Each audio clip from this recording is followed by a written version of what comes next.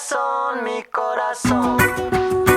Te lo dije bien clarito. Permanece a la escucha. Permanece a la escucha. 12 de la noche en La Habana, Cuba. 11 de la noche en San Salvador, El Salvador. 11 de la noche en Managua, Nicaragua. Me gustan los aviones, me gustas tú. Me gusta viajar, me gustas tú. Hello, we're in Bogota. We have a granadilla with us, which is a fruit I've only ever seen in Latin America. I don't know how to describe it. Essentially, like you crack open this fruit and then it's a bunch of seeds, but they're gooey. ¿Qué voy a hacer? Je ne sais plus. ¿Qué voy a hacer? Je suis perdu. ¿Qué horas son? Mi corazón. Me gusta la moto. Update, we made it. It, as we learned, is really hard to acquire a tourist visa for Bolivia and the United States. Like, they just won't pick up the phone. But it is also a little complicated to pick it up here. I'm starting to get a headache, so we're gonna buy some water, change some money, and then roll up to the Airbnb. It's currently like 3 in the morning, so. Je ne sais plus. ¿Qué voy a hacer? Je suis perdu. ¿Qué horas son? Mi corazón. We've been at altitude for 10 hours. A little, like Diego's, don't feel it too much. Diego's not feeling it as much as I am, but I would describe it as like the type of hangover where you're like, I don't have an excuse to cancel brunch. Me gusta la guitarra, me gustas tú. Me gusta el reggae, me gustas tú. ¿Qué voy a hacer? Je ne sais pas. ¿Qué voy a hacer? Je ne sais plus. ¿Qué voy a... So I never formally introduce a vlog, but this is a very special one. Visiting Bolivia and specifically Uyuni has been like a dream of mine for the past 10 years. It's like the #1 item on my bucket list. And Diego and I actually tried to come to Bolivia 3 years ago, booked flights to La Paz, Mexico. we waited, and I think that it's good that we waited, but this is a very long, it's a long-awaited trip. And so I wanted to formally mention that at the beginning. And this place is gorgeous.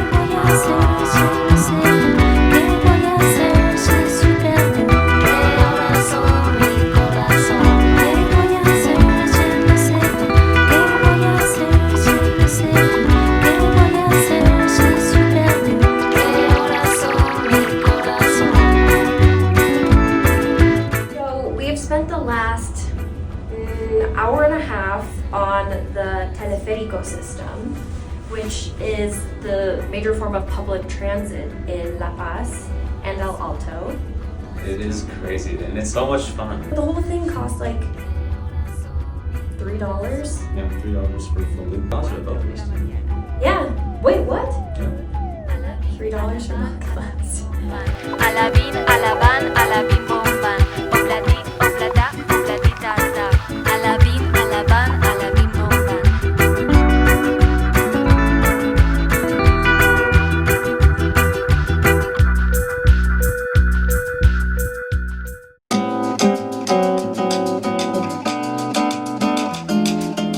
So we have some empanadas, which I love, but they're made of llamas. And I feel very guilty right now, but I'm still gonna eat it.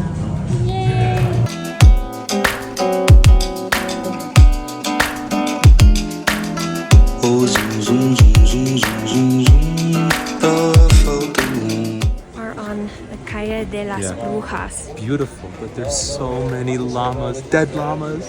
There are a lot of llama fetuses and witchcraft. Diego's Peruvian having a tough time. But This is very hard. It's probably good luck or something. Okay.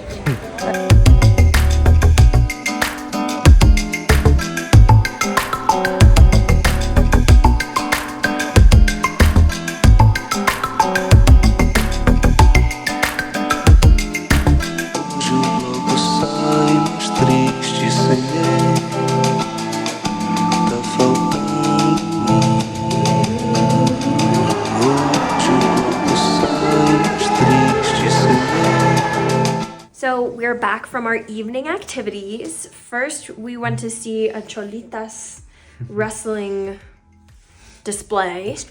Extravaganza, which was very cool. I feel like it took a while to warm up to it, but it was very funny, very entertaining. And then we met 2 Americans on our tour bus back. We were talking about how we've really only encountered like European tourists here. No Americans. We're like, well, it makes sense because no one wants to pay that $160 tourist visa and like wait in a really long line. And finally we were like, oh, do other people not have to do that? Turns out that all of the EU is exempt from that, from a tourist visa. And it's only the US and China. They're pretty much like geopolitical karma. As Diego says, geopolitical karma. So, a fun fact.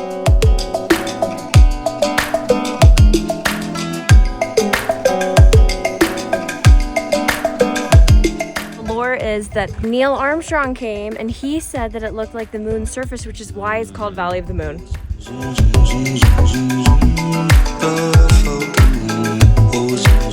Diego has a fascination with the ants. They're so big. He's taken a lot of footage, so don't worry, you'll get a glimpse.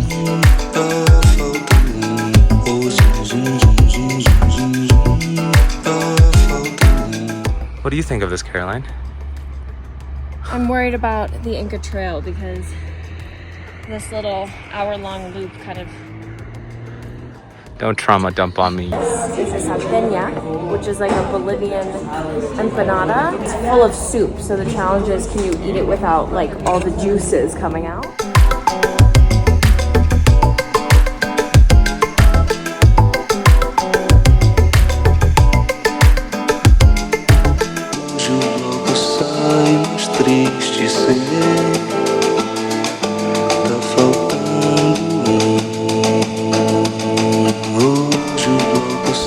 We just completed our walking tour. Great tour. Very great tour. There's a crazy place here.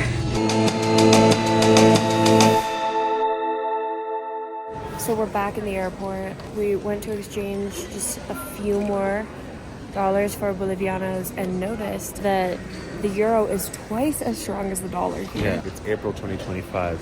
Like right now, it's like the exchange rate from $1 to euro is like 0.9 or 0.86. Yeah. Yeah, it doesn't make any sense. So anyway, we understand why the Europeans come here because it's So cheap. incredibly affordable.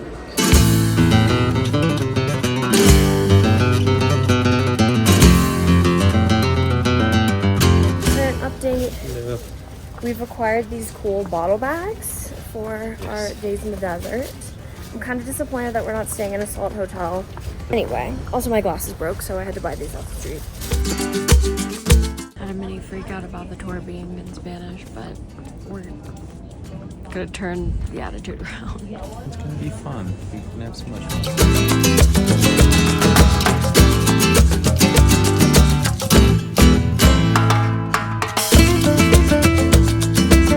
The tour is questionable right now. The nature speaks for itself. Like, it's gonna be fine no matter what.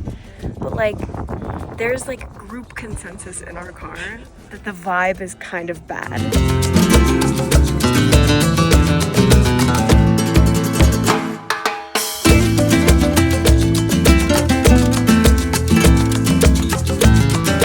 The situation with the guide continues to be kind of weird. We'll keep you updated as things develop. I just want to eat.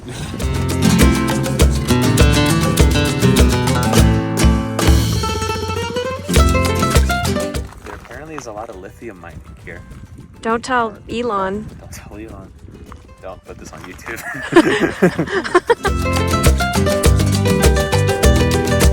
This is the salt that we picked up off the ground. It looks like a gemstone, and I'm resisting the urge to just like bite right into it. It looks like it would have a really good crunch, so. I can't believe we're experiencing it. I feel like it's hard to see unless you're far.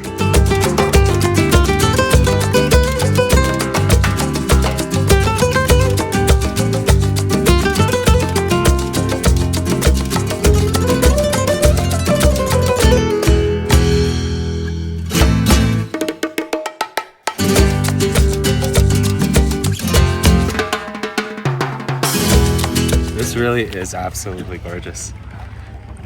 The sun on your face is incredible. Aw, thank you. There was an altercation in our car because of the aforementioned driver drama. We also witnessed an engagement. I did cry. I for sure cried. I'm very happy with my dream coming true.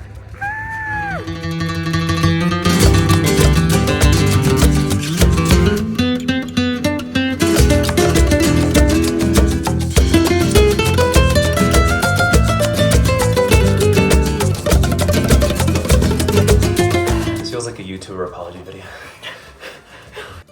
The people who were celebrating the engagement today that we crashed had dinner with us. We are going to tag along to their tour tomorrow and see if that goes better because they were like, oh, Ricardo. We love Ricardo. Overall, I am having a good time. I'm having a good time too. Unideal, like with some parts, but I think that it leads to some good bonding. It's literally like we're trauma bonded.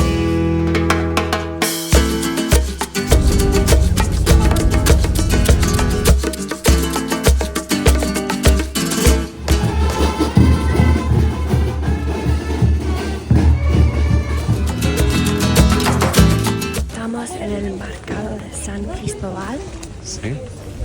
Estamos a 90 kilómetros sur de Uyuni. No sabemos dónde están nuestros guías, ni el otro guía que le pedimos que podemos tener un tour juntos. Necesito ir al baño. Necesito usar mi shiwi.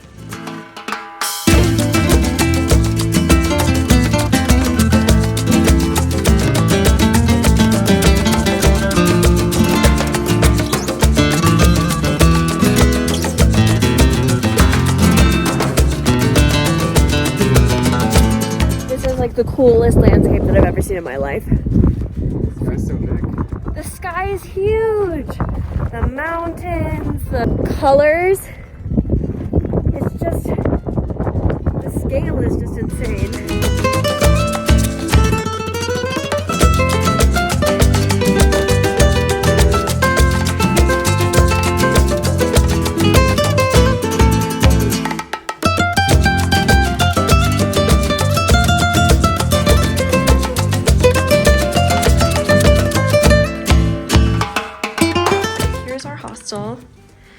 For our second night. It's really not bad. The one caveat is that we only get electricity for 2 hours.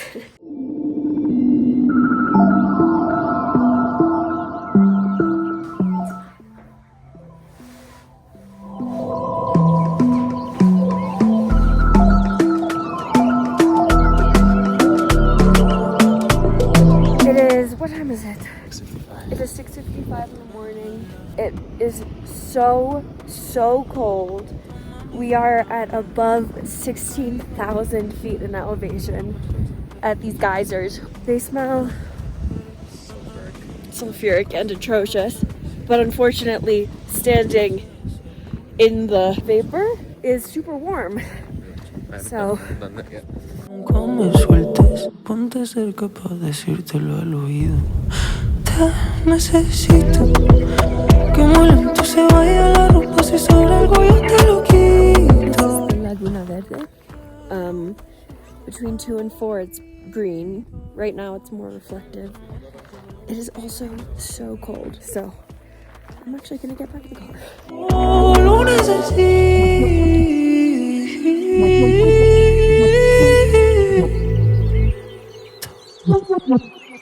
Morale is so low. This guide situation is so bad.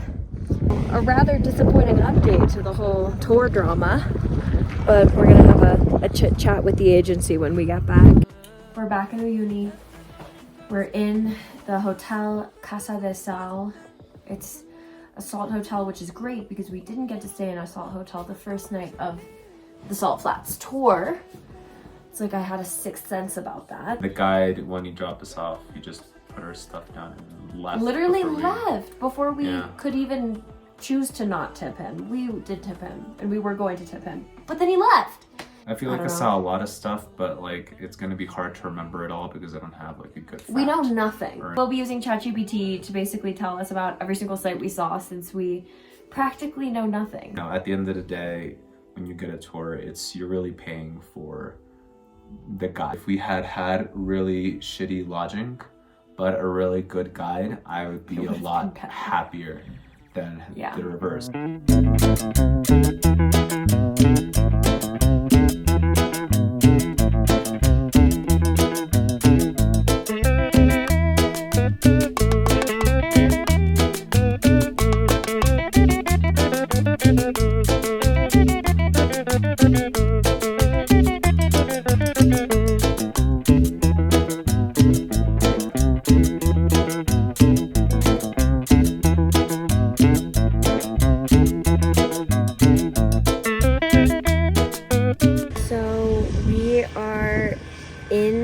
On Lago Titicaca, which is the highest navigable lake in the world at like 12,500 feet or something like that. Wow. We are at an Airbnb literally on the floating islands. Basically all of these homes just rest on these dried reeds, which are like packed together. Forgot that it's winter here, so the sun sets at like 5. we also gained an hour, so so we'll probably call it an early night after dinner. So this is the Airbnb. Cozy, small, but very cool. You can feel it moving a little bit.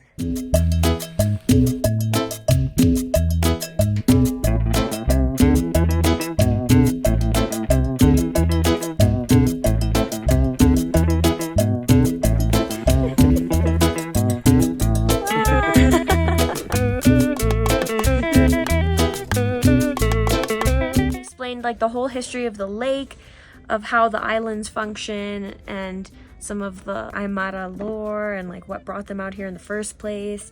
So interesting.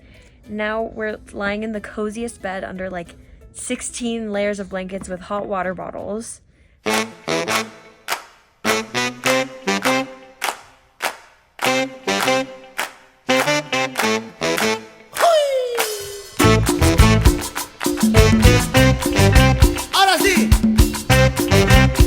We had a wonderful stay in the Euros Islands with Rocio and Ronald. If you find yourself, for whatever reason, in Puno, book with them on Airbnb. They were so nice. They gave us a gift when we went. Real influencer. Now we have just boarded the Peru rail, so we're on our way to Cusco. It's very luxe. This is like, I feel like the perfect capstone to like our portion of the trip, which I'm very excited about. Lloro por quererte, por amarte, por desearte. Ay, cariño, ay, mi vida. Nunca. We got roped into some audience participation, which is not usually our thing, but seeing as we're the youngest people on this train by like 20 years and the most ethnic looking,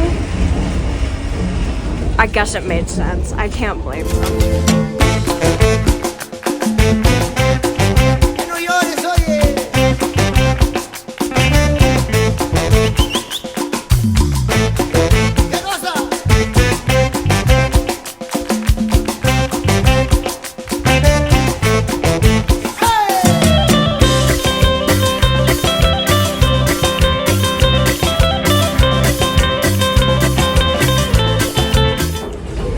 So we're approaching Cusco.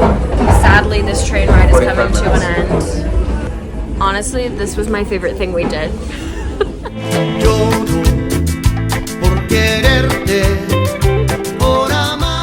Diego's leaving. Going back home. Ugh, I'm such a wreck.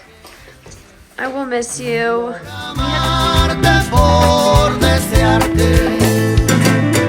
All right.